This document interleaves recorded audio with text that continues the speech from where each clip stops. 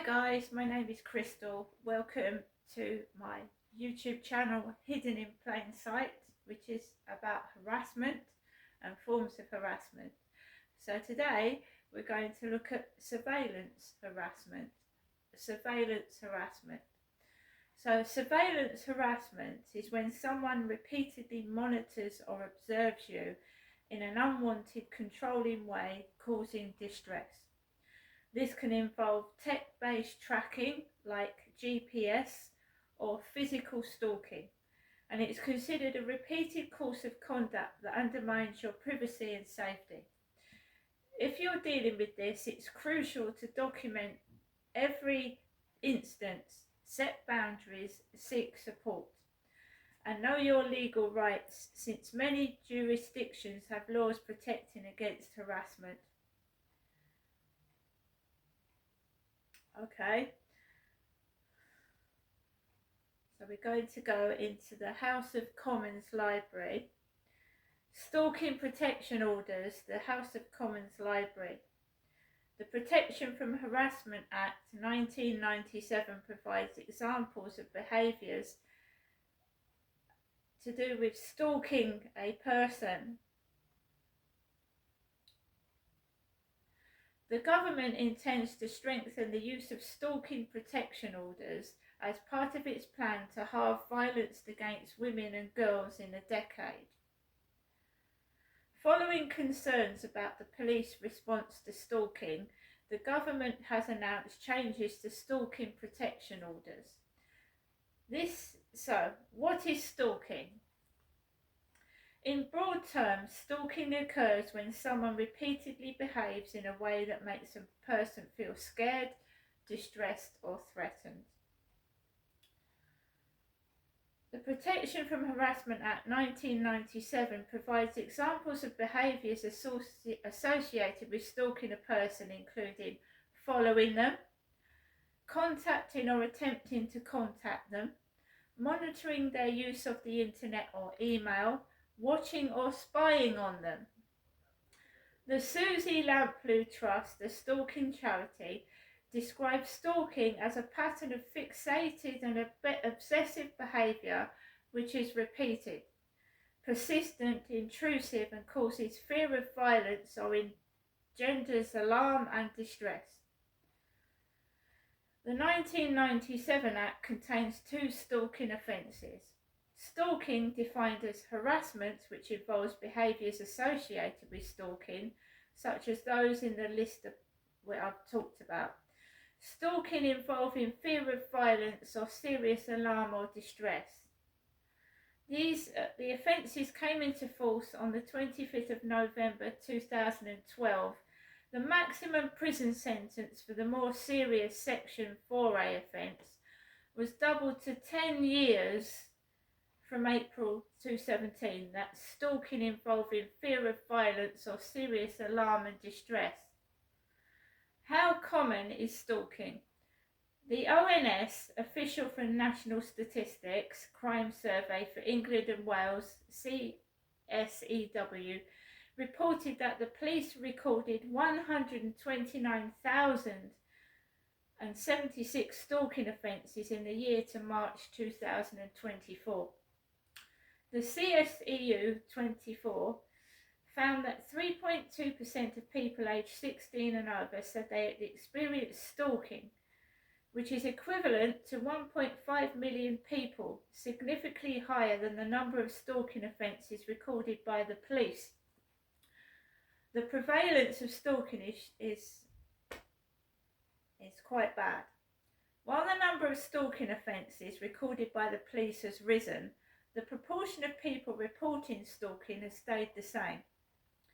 Women and younger people are more likely to be victims of stalking. 20.2% of women experience stalking compared with 8.7% of men, and 8.8% of those aged 16 to 19 experience stalking compared with 2.6% of those aged 45 to 54. According to the Susie Lamplugh Trust, 45% of people who contact their helpline are being stalked by a former partner. while a further third of victims had prior acquaintance with their stalker. What are stalking protection orders? Civil orders that can be used to impose restrictions and requirements on perpetrators. SPOs enable courts at the request of the police to ban stalkers from contacting victims and visiting certain locations, as well as requiring them to engage with professional help, including a mental health assessment. They were created by the Stalking Protection Act 2019. Penalties for breaching an SPO include up to 6 months imprisonment and/or an unlimited fine in a magistrate's court of up to 5 years imprisonment, and/or unlimited fine in the Crown Court. The courts do not currently have the power to issue an SPO unless the police apply for one. Without such an application, an SPO cannot be issued.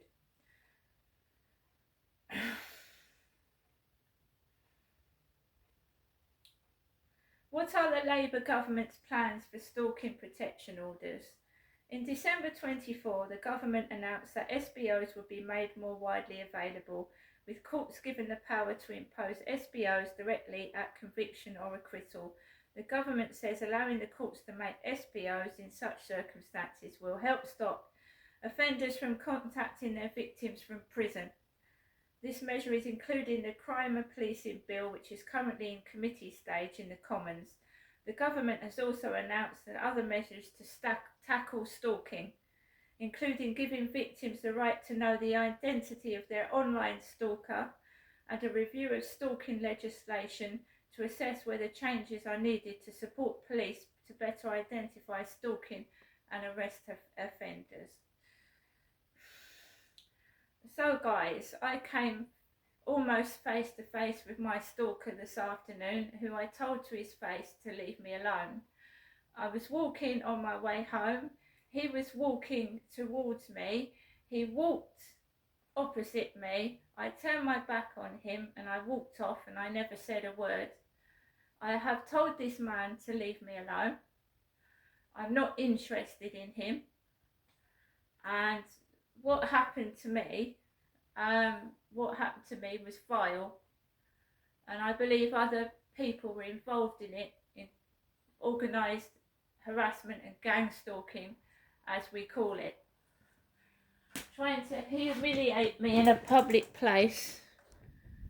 People were trying to humiliate me in a public place this afternoon. This is why I'm talking about surveillance and stalking harassment, because it makes you feel horrible. It's a form of control as well. The perpetrator feels like they've got control over you because you move in different directions, you behave in a different way to avoid them.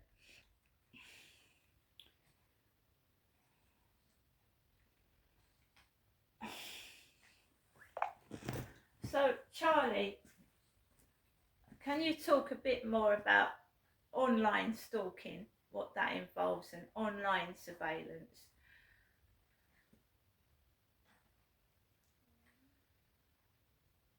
Of course, online stalking is when someone uses digital platforms to monitor, intimidate, or harass you. Things like repeatedly checking your social media, sending unwanted messages, or even tracking your digital activity. It can be subtle, like someone liking every post or commenting excessively, or more invasive, like impersonating you or tracking your location. It's a real form of abuse, and it's important to set privacy boundaries, document any evidence, and reach out to law enforcement or support services if it escalates. What if you have a physical stalker, someone that is almost watching your every move, walking past where you live, walking past where you walk your dog? How do you deal with that? That can be really terrifying. If you're dealing with a physical stalker, it's crucial to keep a detailed log. Dates, times, descriptions, so you have a record. Vary your routines if you can, let trusted people know, and don't engage with them. You can get a non-molestation order or restraining order through the police, and having that official step gives you legal backing. And of course, never hesitate to call 996 if you ever feel in immediate danger. So obviously call 999.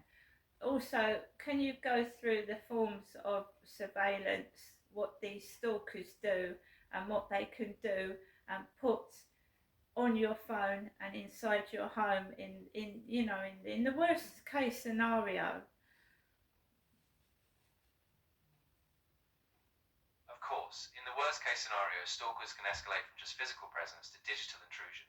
They might install spyware on your phone, tracking apps, keyloggers, or GPS trackers so they can see where you go, who you call, and what you type. Inside your home, they might tamper with smart devices like cameras or smart speakers. Some even use public Wi-Fi to track or intercept your data. It's crucial to keep your devices secure. Update passwords, use two-factor authentication, and if you suspect anything, get tech help or report it immediately. Stay safe. Also, are there any other forms of surveillance harassment? Yes, definitely. Beyond digital and physical stalking, there's also things like drone surveillance, where small drones are used to hover outside your home. There can be repetitive harassment via phone calls, silent or spoofed, or even people watching you from vehicles, waiting to catch you alone or off guard. Some perpetrators also use social engineering, pretending to be someone else, gathering info or manipulating others to get closer to you. So it's really important to be aware of both the tech side and the everyday social patterns, so you can spot when something feels off. Can they go into your WhatsApp? Can they read your messages? And are they able to listen to phone calls? So generally, WhatsApp uses end-to-end encryption, which means that messages and calls are supposed to be private between you and the other person. But if your phone is compromised, like if there's spyware installed, then yes, even encrypted messages or calls could be accessed. So if you suspect any odd behavior like battery drain, strange app crashes, consider having your device checked for malware or spyware. And keep that two-factor authentication turned on to keep your account as secure as possible. Right, and we all know that people can record phone conversations. So if you have a phone call with a landlord or a gas company, they say these calls are being taped for training purposes.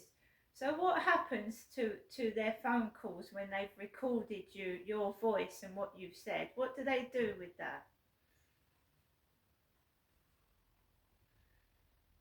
Yeah, so when companies record calls, typically they keep them for a certain period, often for quality assurance or legal purposes. Usually the company uses them to review service quality, but they can also be used in disputes, so if something goes wrong, they have a record. That said, the recordings should be protected by data laws, things like GDPR, so you have a right to ask them what data they keep, why they keep it, and for how long. If you ever feel like a call was misused, you can request a copy or challenge how it's stored. So how long would a landlord keep a recorded phone call for?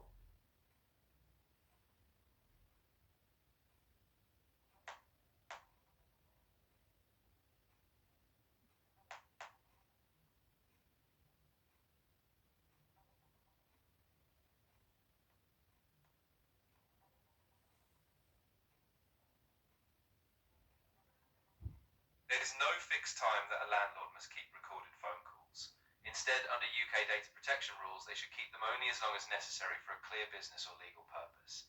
Typically, if the call is related to a dispute with tenancy, it might be kept for around 6 years, but once it's no longer needed, it should be deleted or anonymised. Right, and can I request a copy of the phone conversation? Yes, you absolutely can. Under data protection laws, you have a right to request a copy of any personal data held about you. Just contact the landlord or their office, preferably in writing, and ask for a subject access request. They have to respond within a set period, usually a month, so just be clear about which call you're referring to and keep a copy of your request for yourself. Because it works both ways, right? They might want to record me, but then they might have said something that they missed, and then I can bring that up. Exactly, it's a two-way street. If they recorded something that was missed in the notes, having a copy means you can point out any discrepancies or missing details. And if it turns out they said something important or missed a commitment, you have that recorded proof to hold them accountable. So it's a smart step to request that copy. Right, so how do the police consider a stalking case? What has to happen before the police act on stalking cases? So, for the police to take a stalking case seriously, there usually needs to be a pattern of behaviour, something that happens more than once and causes fear or distress. You have to show that the person is fixated, that you felt threatened, and that you've documented it, dates, times, incidents, even online or offline. Once you have a pattern, it's easier for them to see the escalation and take steps, like issuing a warning, a restraining order, or or even an arrest if it's severe. So the more you keep a record, the better. And what is the personality of a stalker? Can they be dangerous? Yeah, they can be really dangerous. A stalker often has a sense of entitlement or a need for control. They might feel rejected or obsessed, and they sometimes use intimidation or manipulation to keep a grip. Not everyone is overtly violent, some are subtle, but yes, they can escalate to threats or physical harm. So it's crucial to take it seriously, set boundaries, and get support early on. And what if the stalker has a number of people involved? So the stalker themselves might organise other people to join in with the stalking and help them follow the individual. How do you deal with that? Yeah, that's really difficult and it can feel really isolating. When it's a group dynamic, it's often called a gang stalking or organized harassment. The best thing is to kind of stay grounded. Keep a thorough log of every incident, not just the stalker, but any suspicious activity from others. Stick to official channels, contact the police, request extra patrols if needed, and keep a lawyer or support service in the loop. Even if it feels like a maze, having that clear record and support will help break down their attempts to isolate you. Yes, guys, anyone that's suffering from stalking or surveillance harassment, it is really important to log down what is happening, because the police won't act on one incident.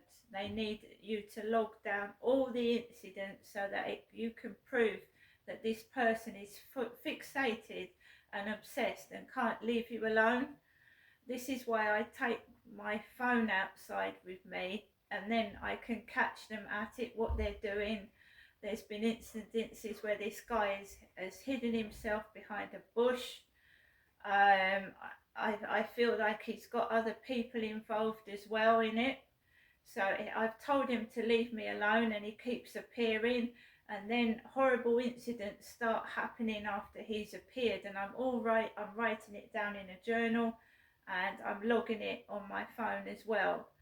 So it's very important, and to keep notes, because these stalkers can go to prison because they cause alarm and distress. They can ruin your life and isolate you.